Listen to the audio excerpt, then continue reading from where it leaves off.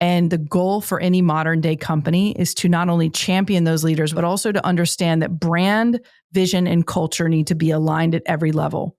And the way that you do that is to educate, empower, and inspire at every level of the organization so that we train visionaries into visionary leadership so that they can be better leaders, they can be better, culture champions and igniters, and also that they can really build the brand inside the company and out. Welcome to We Built This Brand, the podcast where we talk to the creators and collaborators behind brands and provide you with practical insights that you can use in growing your own business. Today, we're talking with Sunny Bonnell, co-founder and CEO at Motto, a branding firm that helps forward-thinking companies harness the power of brand to unify leadership teams, drive innovation, and influence modern culture. Sunny has been recognized as the winner of the Thinkers 50 Radar Award, which illuminates the brightest minds in the world, named on the cover of Swagger magazine as a visionary brand icon, and has graced such lists as the top 30 global gurus, Graphic Design USA's top 25 people to watch, and the Webby Awards. The Webby Awards have described Sunny as setting the standard for innovation and creativity, and this was certainly evident in our conversation. As you can imagine, this was a wide-ranging conversation where we discussed everything from the origins of Motto through to Vision Camp and what it means to be a visionary leader. I was very humbled to have Sunny join me for this conversation, and I think you'll really enjoy it. So, without further ado, here's my conversation with Sunny Bonnell of Motto. Alrighty, Sunny, welcome to the podcast. Thanks for having me. Glad to have you here today. Got a lot to talk about and really can't wait to dig into Motto. As you may know, I always like to start with a bit of an origin story, though. I like to know where you came from and what led you to create the business you're in today. So, being a co-founder of the business you're in and everything, it's always really good to learn that story because you got a unique perspective on it. So with that said, where did you get your start in business? 2005, drop out of vet school with my co-founder and decide to launch a branding company in a small South Carolina town with about $250. And, very quickly and audaciously set out to change the conversation around brands with purpose and why companies were doing what they were doing, why they were doing what they were doing, and just trying to put a new perspective on how brands are created, why they're created, and who's behind them. That's really cool. What prompted that desire to change the conversation to begin with? Well, I think that in 2005, a lot of agencies were considered either ad agencies or graphic designers or creatives. And there was not at the time a tremendous amount of branding companies, or at least agencies that called themselves branding companies or branding people, I guess if you'd say. And I think that one of the opportunities was that we're women in business. We looked out among the sea of faces and didn't really see a lot of women-owned creative companies. And so I thought that felt like an opportunity for us to come in and be those fresh faces and really steer the conversation in a new direction. But also, I think there was an opportunity to change brands from what they do and sell to what they believe in and what they stand for. And so that really became the heart of the company and why we decided to go in that direction. That's cool. That's cool. So, as I like to say here, names are intrinsic to branding. Why the name Motto? Motto is a purpose, a cause, a belief, and it feels righteously right that it would be tied to why we were working with companies that we believed had a purpose and a desire and a vision. And it felt right for a name and a nomenclature that really was as meaningful and deep as it was for the work that we were doing. And so what we really began to define over time was that mottos are sentiments of hope and purpose. They've been around from the beginning of time. They were etched over castle doorways. People wore them into battle. People carried them on their flag. And when you really think about business and how business is shaped and where your ideas come from, it becomes incredibly important to sort of have a point of view and to have a mountain that you're trying to climb and to put a flag on that mountain and to claim that territory. And so it felt really authentic to not only who we are, but what we do and why we do it. And so it's now become, I would say the underline of everything that we do, and particularly around our concept of big ideas worth rallying around. It's really tied back to the name and the origin of the name. And so it's been not only a name that's driven us and seated us in the conversation, but it's also been uniquely tied to everything that we do and everything that we do for companies. And so it couldn't have been a more perfect name. Yeah. Yeah. As you were saying, ideas worth rallying around. I was like, yeah, people do rally around a motto quite often. So there you go. Yes. Yes. That's where it comes from. So as you built the business, as you were growing, and where in South Carolina, can I ask where exactly you were in South Carolina? Yeah, little town just above Charleston, South Carolina, Murrells Inlet, South Carolina. So right in that area, stayed there for a little bit and then relocated to Dallas, and then from Dallas to New York City, and then now New York City to global. So really kind of a little tiny town story to a scalable impact and a global impact. Wow, that's neat. Most of the time I hear people moving like that, I think of like individuals moving, not a whole company. So were you uprooting the company every time? Were you starting new locations? How did that work? Yeah, well, at the time, like my co-founder and I have really been leadership consultants, and so the first decade of the business, that's really what we've specialized in, was going inside companies and really helping them define that big idea, that vision, that purpose, that rallying cause, and begin to help companies align their leaders and steering groups to that, and really galvanize and mobilize their people around that culture and that culture building tool. Brand is a culture building tool. And as we began to grow in significance in terms of the work we were doing, then we started to build a team. And so it was pretty easy for us to move around. But in each location, we would kind of build a flex team. And then as we scaled, now we just have a global team all over the world. But back then it was easy to be mobile and kind of move around because you were kind of flexing and contracting based on whatever you needed at the time. So it's not uncommon for leadership teams to do that and sort of build those agile systems around them. Where I live in Knoxville, Tennessee, we've seen some agencies kind of grow and expand and move around to a degree. So I've experienced that a little bit, observed it a little bit, you should say. But I think it's the modern company. If I'm being honest, I think that, at times we had a hybrid workforce where we had people in the office and then we had remote people, but, we were doing Zoom calls.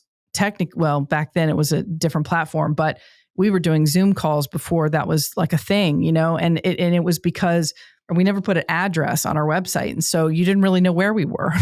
That was kind of intentional because we didn't want people to stop and think, well, because they're not local, we should work with them, right? So the tricky thing about it, and maybe the genius thing about it, was very quickly we were getting clients from like New York and LA and big cities because we did not do that. And it allowed us to kind of remain agile and flexible, but also we were able to work remote. And that became one of our strongest advantages, was that it didn't matter what time zone you were in or where you were, we could work with you. And that model has kind of expanded into everything that we do with the team that we have now. We have clients in Singapore to the UK to Berlin. It's really no longer a barrier to the work that we do. And I think it allows you to truly be innovative and work with great minds everywhere, no matter where they are or what time it is. And one thing I notice is when you tend to place a physical address on your business, it does limit you. And people are like, oh, you're where? I know from experience, in our business, we work with some tech companies out in Silicon Valley, and I'm in the Southeast. So a lot of people don't have a positive opinion of the Southeast. And I kind of have to either overcome that or just kind of play it down until, they realize, oh, this is a remote team and they're really professional and it doesn't matter where they're at. They're going to do the work for us. So yeah, it's true. It's true. There are some stigmas there, but I also like to think that we can change that narrative. And so I like to flip that script around and to reset expectations of what you think that is. And I think, with the company that you can build wherever they are, I think it just opens up your workforce for having great minds and having diverse backgrounds. And really that's the competitive advantage for the companies that you work with. Yeah, agreed. And I should be clear, I don't try to hide where I live from folks, but it definitely, was something I was warned about coming into that world of tech of like, oh, some people look down on this. And I'm like, well, I'm just going to tell people I'm from Tennessee and I don't care. Um, if I get a little Southern when I'm talking, it's okay. Yeah, I've been in Dallas, I've been in Chicago, I've been all over. I've been in California, and so sometimes if I get into the South, deep South, you can hear it come out. But most of the time, you don't know where I'm from. So yeah, unless I'm really tired that day, then it really comes out. Anyways, well, that's really neat. So y'all have grown a whole lot. And in that growth, there's always that moment. There's always that challenge where I call it like the moment of validation for your business, where you really know that like whatever I'm building here is real. And coming out of college and going into this, even I know a pretty big career change going from being a vet student to all of a sudden being in marketing and branding, like that's a huge change. So what was that moment for you where you realized, okay, this isn't just $250 I put on the table and a big risk, but something that was really going to be something? There's probably been a few of those moments, but I think there's two that come to mind. One is a women's business competition that we participated in. My Ashley and I went and participated this. I think it was circa 2007. We were pretty young, pretty naive, and didn't have a whole lot of money to our name at that point.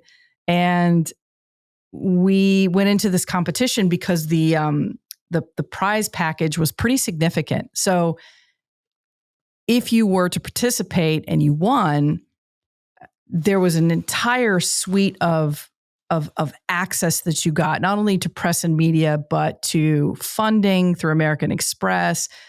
You were able to get mentored by some of the best women leaders out there at the time who were running multi-million, in some cases, billion-dollar businesses. And we went to the practice pitch. Long story short, end up flubbing it, getting booed off stage, and then thinking we were going to leave and not come back to actually participate in the live competition, and ended up coming back and winning the whole thing. And it was such a pivotal moment because at that time, the judges were pretty critical in that they were like, you're too young, everyone here is more mature. And they're pretty harsh, they were pretty direct about it. And they were telling the truth. I mean, we were the youngest women there. We didn't quite know our business that well yet. And we were outnumbered in terms of the amount of gravitas in the room and the experience in the room. What I think they didn't consider was that we were ferocious in our belief and self-belief. And so I think that the courage to come back and to not only present the business in a new and exciting way, to repackage with that feedback, and within 24 hours had turned that around and now got a standing ovation, was a pretty significant moment. And I think the reason that was so significant is because in every entrepreneur's journey, there's these moments where you have a moment to sort of fall back or throw the knockout punch. And I think that that's what we did in that moment. And I think the second time was when we earned a book deal. And the book deal was really significant because the first iteration of the book got rejected by every major publisher. And we didn't take no for an answer. We rewrote it and came back and ended up having it go to a bidding war. And the reason that that's significant is because it propelled our thought leadership and our perspective and point of view of what we had been able to do over those many years of being able to be doubted and again come back and throw that knockout punch. I think that allows you to earn some wisdom and also a few black eyes to where you can now begin to understand entrepreneurship in a really powerful and profound way. And then it allows you to now become a steward and a champion of other people that come after you. And so it allowed us to also now become great mentors and coaches to our team, but also to give back to the community. We mentor a lot of women in business and, mentor the women on our team and really help them understand, like, look, you are a vessel of possibility. And if we can be the leaders that allow you to be seen and to be championed and to reveal yourself within the company, that's what we want to do. And we do that for everybody. But of course, we have a special place for women in our heart simply because we were very new to that industry, and we didn't see many women out there doing what we're doing. And still, creative agencies are, I think, 0.1% of all creative agencies are still only owned by women. So the fact that that is a statistic that women need to be in these positions and to be leading companies and to be at the forefront, and really diversity at its core. It's great to be a steward of that in some way, or to be a part of that, because we have a lot of young women who are trying to own their, start their agencies. And I think they look to us as inspiration. So that really is exciting. Yeah. Been fortunate to know some great women creatives locally running agencies and such, and have a lot of respect. I know it's a hard field to be in. It is. Yeah. But I think we're making change. I think we're really starting to show up in all sorts of diverse voices. So I see some hope out there and some optimism about, we're just too stubborn to be that quiet. So I think that that's what it is. Like, we just have to trust and then voices are, if they are loud enough and they're multiplied enough, they can become powerful forces. Absolutely. Well, it's good work that you're doing there. And I think that kind of leads into the main topic we wanted to talk about today, which is talking about leadership behind the brand, because you're talking about how this book has helped you lead your team. And now we're talking about even with branding, how leadership is so important. So you mentioned to me when we were doing the pre-call here that, branding isn't just a marketing function. It's a leadership responsibility. What does that mean? Help me understand. Well, I think the culture that you build today is the company that you have tomorrow. And brand is no longer left to the marketing department. It is an all company job. It is an all company initiative. And where it starts is in the heart of the home, which is within the culture, but it also happens within the leadership and the leadership mindset. What we have seen over the years, working with now some of the biggest brands on earth, we've worked from everybody from Virgin to Microsoft to Google to the Minnesota Vikings. And one commonality is true in that leaders can come from anywhere. It is not based on title or rank. And the goal for any modern day company is to not only champion those leaders within your company, but also to understand that brand, vision, and culture need to be aligned at every level. And the way that you do that is to educate, empower, and inspire at every level of the organization, so that we train visionaries into visionary leadership so that they can be better leaders, they can be better, culture champions and igniters, and also that they can really build the brand inside the company and out. And you want to have that alignment at every level, because then it allows you to have a great brand internally, but it also allows you to have a great brand externally. And they're closer than you think in terms of their alignment. They must be aligned, because if you have a great culture inside, but your brand does not suit you or does not reflect that, then you have a disconnect. And that can be really hard to push a culture and a brand if those things aren't aligned, because you're working counterintuitively, right? You want the people that are your champions and your igniters to also be pushing out the right brand on your behalf. And you want your audience to understand who you are through that work and through the cultural lens, but also the brand lens. And so it is absolutely every part of the business inside and out. And we really preach that, and we really believe it. That's really cool. So when it comes to that leadership, that vision, does it start with and I'm just trying to think through this and kind of apply it more applicably here, but like, does that mean as a leader, like I'm saying, here's my brand, here's what I want the company brand to be, I have to embody it first before anybody else will follow?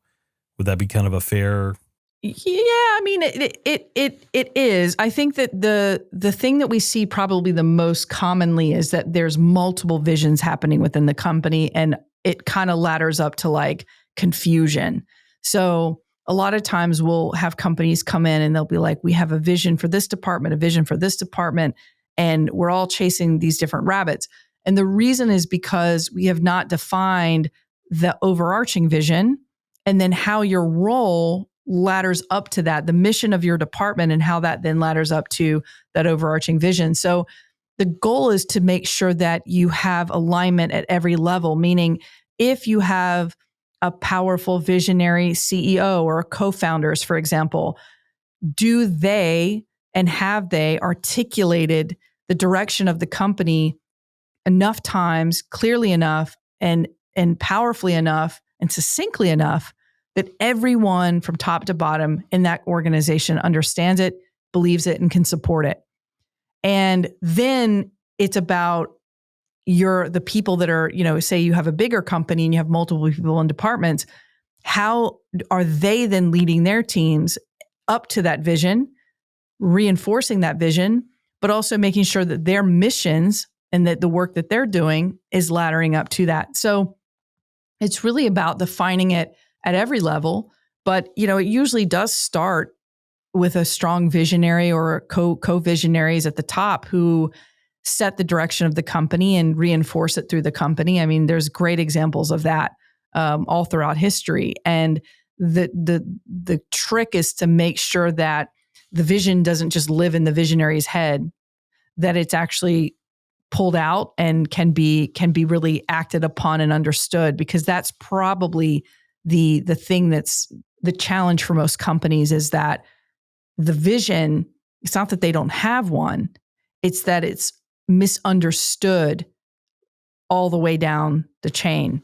And that is what you have to course correct, because you want everyone, no matter how long they've been at the company, to understand and be able to articulate back to you what it is that you're fighting for, what you're fighting against, and why. Yeah. So like, for example, I think the more I'm hearing you talk about this, I'm thinking of like Southwest Airlines and their company culture and how it impacts everybody. I've got a good friend who she's a stewardess with Southwest, and she loves it. She loves it there. She loves the culture. She loves everything. And she very much, knowingly or not, is embodying what I think of when I think of Southwest. And when I think of that brand, she's embodying it. And that's coming from a place of developing that culture that makes her buy into it.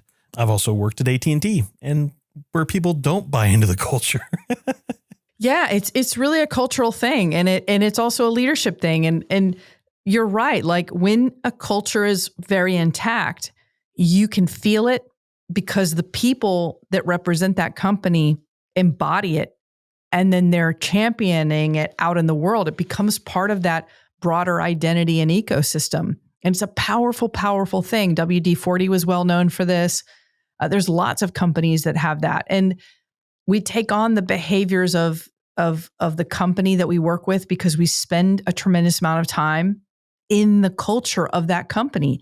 The people that we work with, we're closer to them. We spend time with them, sometimes more than we do our own family. So it's important to get that right, and to make sure that it's really authentic and it's clear and it's easily understood, because that's probably, as I said, the biggest challenge for any company as they grow, as they scale. It splinters off, and it's not by choice.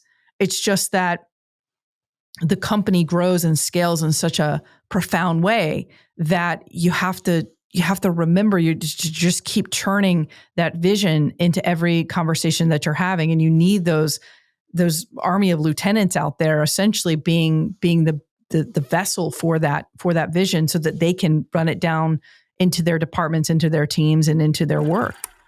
Want to launch a podcast without the hassle? HumblePod makes podcasting easy. From concept to launch, we'll help you create a professional, engaging show. Already have a podcast? We handle editing, show notes, transcriptions, and even video production, so you can focus on your content. With our tailored services, you get high-quality production, seamless publishing, and expert support at every step. Whether you're starting fresh or leveling up, HumblePod ensures your podcast sounds amazing and reaches the right audience. Visit HumblePod.com to get started today.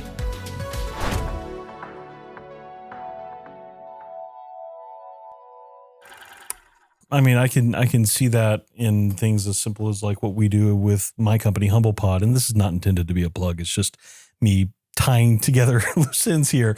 But thinking about our tagline of "We make podcasting easy," talking to my team and saying, this is what we do, this is how we do it, and wanting to encourage my team to remember that motto, and seeing them come back to me at times is like, well, we make podcasting easy, right? Yes.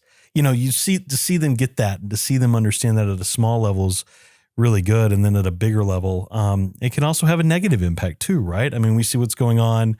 We try to stay pretty neutral here, but we see what's going on in America right now. And when you have someone like Elon Musk, who's in leadership at Tesla and, doing what he's doing and saying what he's saying, we see a negative fallout both in the community and probably, I would imagine, internally in the ranks as well. When you see, well, this is what our leader's doing, how do we now follow that? So that plays in a brand a lot as well. Yeah, well, I think that we're in a really interesting time where the CEO is the new logo, and you have, there undoubtedly Elon Musk is one of the greatest visionaries ever to walk this earth, and yet there's a we call it in Rare Breed, in our book Rare Breed. We actually dig into this quite a bit in our book Rare Breed, A Guide to Success for the Defiant, Dangerous, and Different. And one of the 7 so-called vices in the book. So in the book, we talk about 7 so-called vices that society teaches you are counterintuitive to your success. And they can often have a dark side. And so one of the virtues in the book is audacity. The audacity to dream, to believe, to change the world, to do the impossible. He has absolutely done that. But what's the dark side of audacity? The dark side of audacity is hubris.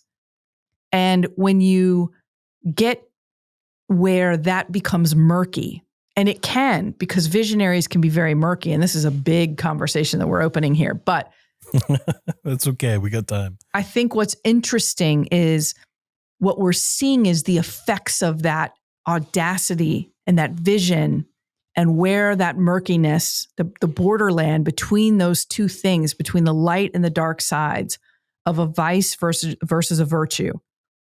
We dig into this deeply in the book, but it's a great example of where someone might argue or put on the table that Elon is perhaps, this audacious visionary, and yet what the world now thinks is perhaps like, well, he's visionary, but there's this other side too, and and everybody's kind of wrestling with that. And that's what's interesting about a vice and a virtue, is that it's probably the key to your success, and yet there are such dark sides to that when you understand that trait at work within your life and your career, that you begin to understand that it can veer off and it can become there could be disadvantages to it, and it can open the door as quickly as it can close the door. And the power of that is really, really interesting. And we go into the psychology of this in our book, but the 7 traits are audacity is one of them, emotional is one of them, hypnotic is another, hot-blooded is another. All of these 7 traits are kind of they're known to be the thing that propel you to greatness, but they're also the thing that can undo you. And it's interesting to uncover that and explore that. But I think CEOs, now we're finding, but to bring it all back, I think the truth of the matter is what we're seeing a lot of visionary leaders and powerful leaders and CEOs who now become almost indistinguishable from the companies that they run. When you think of Skims, you think of Kim Kardashian. When you think of Amazon, you think of Jeff Bezos. When you think of Tesla, you think of Elon Musk. And that is really interesting. It's kind of been there, but I think it's more prevalent now than ever. Yeah, I wonder if that is because of the way a lot of these organizations were started, or the mythos behind these organizations and how they were started. I mean, there's a lot, I can think of just the 3 you mentioned, like Kim Kardashian. Specifically, I can think of her as someone who is just her name, face, brand alone brings a lot to the table. Regardless of what she does, she kind of has the Midas touch wherever she goes, and people follow that. And when I think of someone like Bezos, like he just has that history behind him. He has whatever you think of him, like he has that history. And same with Musk. I mean, I would say, out of all those, Musk is probably arguably the I know you said visionary earlier, but I would argue he's almost the least visionary of the few. If you look at like how he acquired the companies he does do audacious things, to be clear, and he does claim audacious things, but there's a lot there that's like just how much of it is fact versus how much it is fiction. And you can ask that of any of these people. I mean, I'm sure Kardashian's life is very curated, for instance, versus the reality of what she's living through right now. So I think she's underestimated, if I'm being honest. I think that a lot of people think they know what she is, and it's hard for them to think outside of that. But I think she's very underestimated, and I think she's a very savvy businesswoman, and probably far more underestimated than you would think. But I also think that there's a tremendous amount of need for understanding and where we're going in terms of leadership and how leadership is being developed and how visionary can you be and can you learn it? Because it's really an interesting thing that I'm exploring now with visionary leadership, because I've trained in it, I'm writing on it, and we're writing on it. We speak on it all the time. And it's really interesting that there's very little resources out in the world that teach you visionary leadership. You can go learn leadership, you can go learn transformational leadership, servant leadership, all sorts of leadership books, but very few can identify and teach you whether or not something is visionary or not, or are there traits to visionaries and how does that impact your company? And it's a really interesting thing. And it's why we launched an executive leadership workshop called Vision Camp. So it's under the motto ecosystem, but we do 2-day workshops with leadership teams and steering groups to help teach in day one, what is vision? What the fundamental definition of vision is actually misunderstood. So teaching that, and then also sharing, well, what are the traits of visionary leaders? Can anyone be a visionary? Can more people be visionary than they are? And can you learn it? It's really interesting to explore that. I think that we underestimate our capability set because we say, oh, only visionaries come around a few times in a lifetime, right? And there's probably some degree of that is true, but I think there's a lot of visionary leaders that you've never heard of. So there's just some interesting territory there around that, but I think it's one of the most fascinating topics right now is visionary leadership, and what does it take to be visionary? How can you teach your team to be more innovative and more visionary? Does it only belong to someone at the top? Is it only somebody that can do the impossible? Does that mean that they're visionary? It's a fascinating subject for me, and I spend a lot of time on it.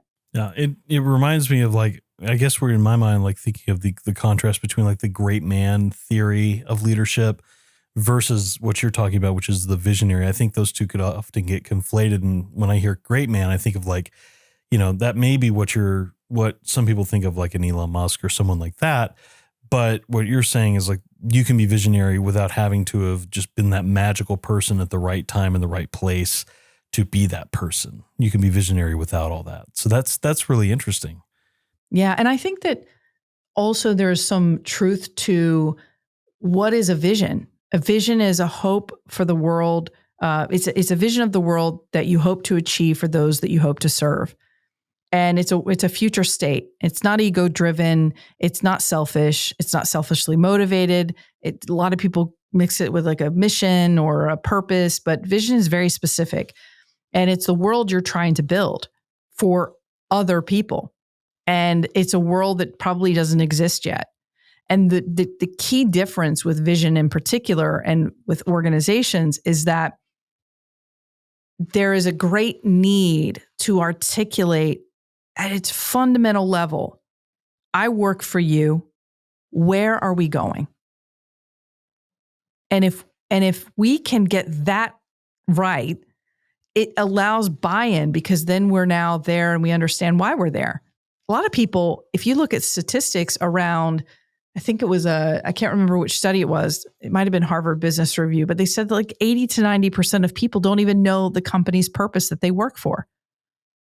That means that there's a whole lot of confusion in the companies that you're working for.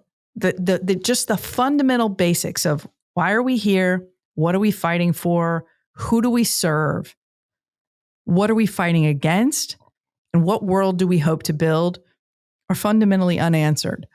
So if that's the one thing that you can figure out, you got a huge advantage because most companies do not actually articulate that well. Yeah. I mean, I've worked in enough companies over the year to say, yep, you're right.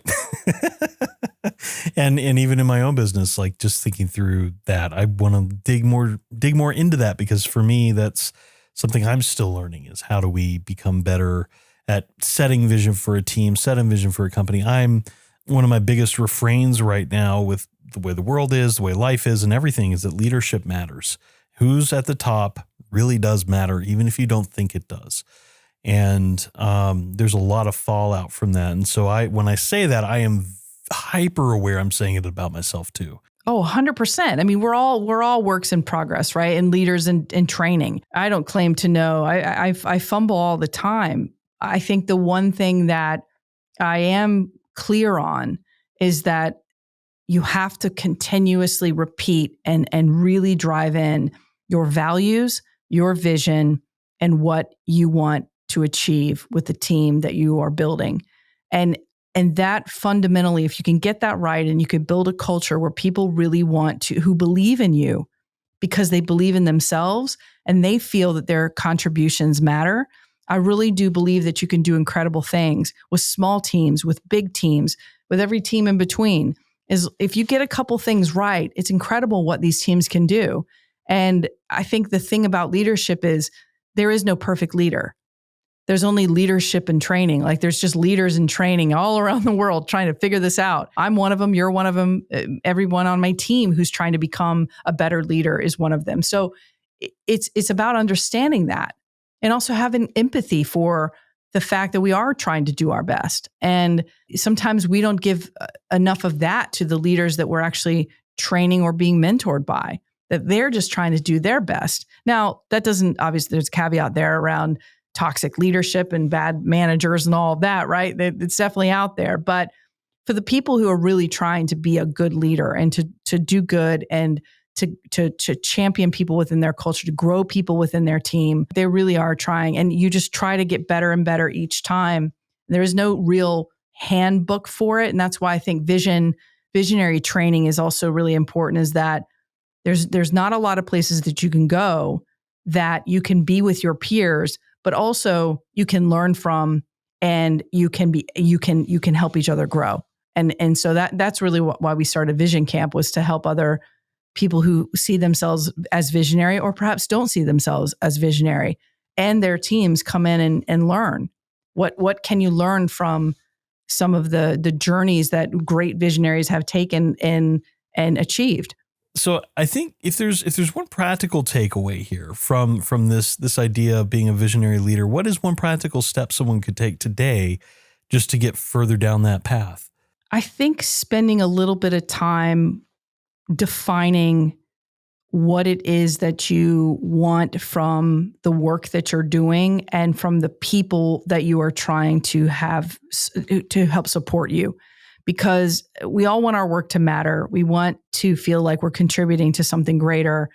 And the best thing that you can do is to define that for yourself, for others, and really start to reinforce it in little ways and big ways. In other words, in staff meetings, bring it up. Remember why we're all here. We're trying to build this world, and we're all, we crushed it this week. And the couple things that we did here, boom, boom, boom, like that actually is, we're one step closer. Like measure what you're trying to do and reinforce it through your values. Something that Motto has that we do is we have kind of rituals and behaviors, but we really tie everything to values. And we reinforce those values and we reinforce the vision on a day-to-day basis. If you ask anyone in the company, what is our big idea here? We'll say, do big things.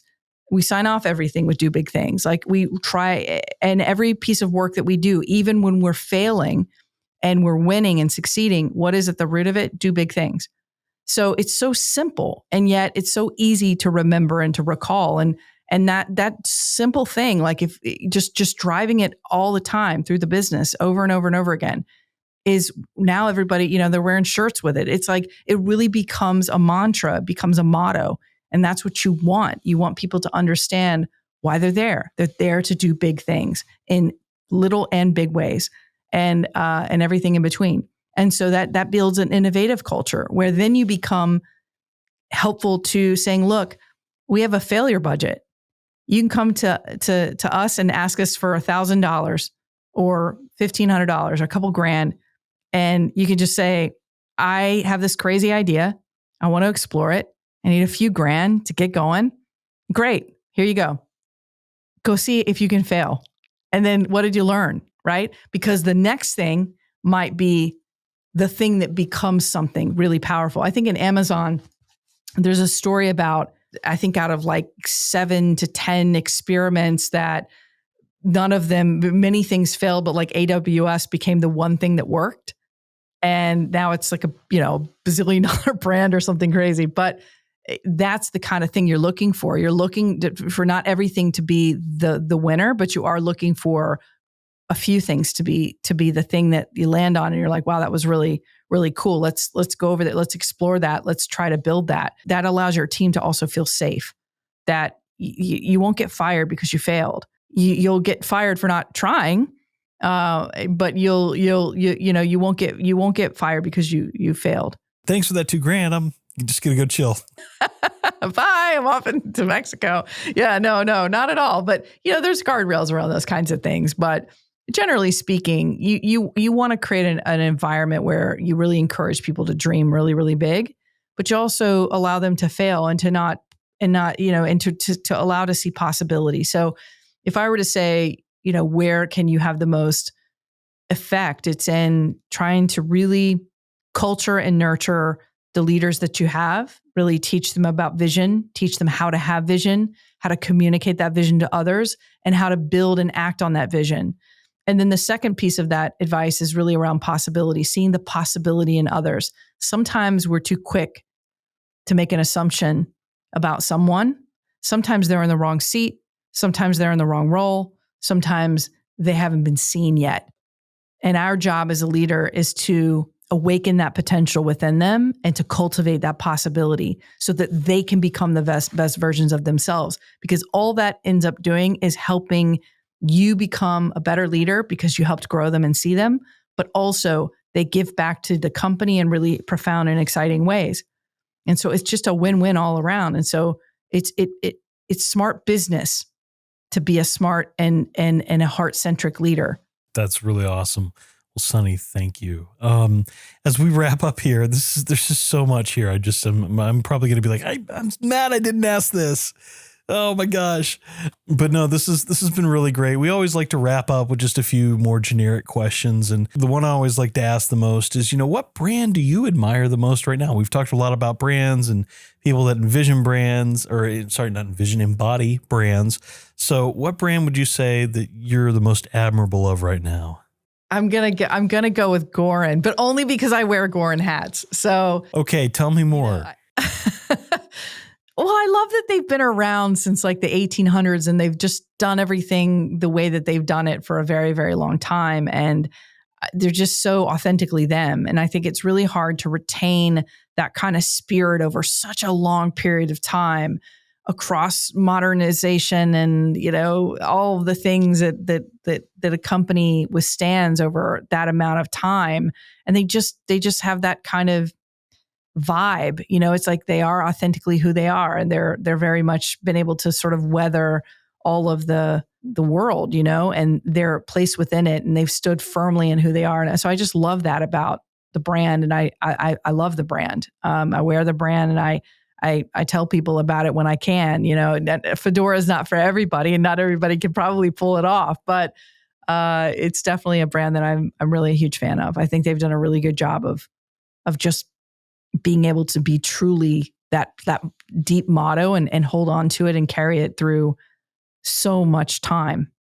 And how do you spell Gorin? Because I'm trying to, as you're talking. Gorin, Goorin, Gorin Brothers. Gorin Brothers. Okay. Yeah, they got some cool just caps too. Yeah, they got cool caps and fedoras and fun stuff like that. Yeah, don't wear it to work, but I typically do wear a hat. I wear one every day. It's like my thing. I was doing this before. I was like in third grade wearing hats. I used to wear paper boys when I was in third grade. And so I've always done it. So yeah, just a thing. An old podcast host of mine was telling me about another company. He's like, you need to get them on the podcast. You need to interview them. That's another hat company that he's a big fan of. And he's the one who wears all the newsy caps all the time. But yeah, that's neat. I love old fashioned. I'm old fashioned. I don't know how to say that better. I'm old fashioned. Yeah, I feel like it's true. I feel like I'm an old spirit or old soul or something. You know, should have been around the 20s. Yeah, but it's a neat look, and something I'm slowly but surely getting more interested in is like male fashion and how all that works together and how all that gets created and stuff. Yeah. Gotta have a look, gotta have a style. Yeah. Yeah. I watched a YouTube video recently and I did not expect it to capture me. In fact, a friend texted me and said, I'm texting you this so I remember to watch it later. And I was like, what is this? And I clicked on it and it was, the title of it was very unassuming. It was something like Why I Hate Jordan Peterson in Fashion. And I'm like, okay, I'm intrigued. Interesting. It ended up being this, I'll send you a link to it. It ended up being this hour-long diatribe. And it was just fascinating because they actually talked about fashion and why Peterson's fashion specifically from a philosophical standpoint was horrible. And just all this fascinating stuff. And yeah. Well, and you become known for the things you wear, don't you? I mean, and some people just like have a uniform and that's a whole podcast in and of itself. Yeah. Personal branding is a big thing. I was actually thinking, I was like, I should get that guy on the podcast at some point. Not Peterson, but the fashion dude that was mentioned. But yeah, it's always really interesting to me when, because that's even a part of it too. It's how you look, how you dress, how you show up for work, when you show up for work, all those things. Yes. 100%. So absolutely. That's wonderful. Well, Sunny, is there anything, how can people get connected with you? They can find me on, LinkedIn, Sunny Bonnell. You can find us at wearemotto.com and on Instagram at wearemotto. And then also on LinkedIn, it's Motto on LinkedIn. And also you can get the book in Amazon or wherever books are sold, Rare Breed, A Guide to Success for the Defiant, Dangerous, and Different. Excellent. Well, Sunny, it's been a pleasure talking to you today. So much fun. Absolutely. Hopefully we have a chance to have you back, and I appreciate your time. Absolutely. Thanks for having me. Thanks for checking out this episode of We Built This Brand. Don't forget to like, follow, and subscribe on your player of choice. And you can also keep up with the podcast on our website at webuiltthisbrand.com. If you like this episode, please give the podcast a 5-star review and make sure to tell all your friends about it so we can continue to build this brand.